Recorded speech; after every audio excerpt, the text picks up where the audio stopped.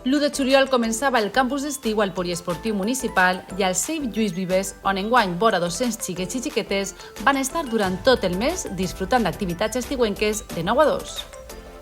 Per a divertir-se i estar amb els amics, perquè en casa estem avorrits, mirant tot el dia a la tele, pues, al final s'avorrim. Tenies ganes de vindre a l'escola d'estiu per a no estar en casa tot el dia i per a socialitzar amb més gent.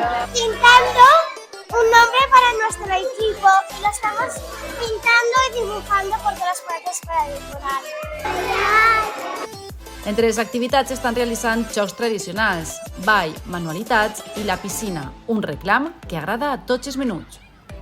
La piscina, porque tiene agua y tiene muchos juegos. Per jugar, anar a la piscina, que és el millor, i per tirar-se globus d'aigua l'últim dia. Perquè se pot jugar a futbol, nadar. Me ho estic passant bé i m'agrada perquè me divertís molt i m'ho passé genial. El campus compta amb un equip de monitors titulats que supervisen els menors i guien en les activitats de cada dia.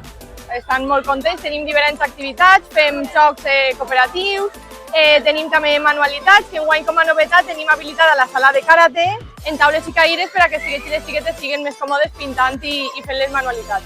També venim a la piscina i la veritat que s'ho passen molt bé i nosaltres també. Les regidores van visitar el campus d'estiu per comprovar el bon funcionament i veure com s'ho estaven passant.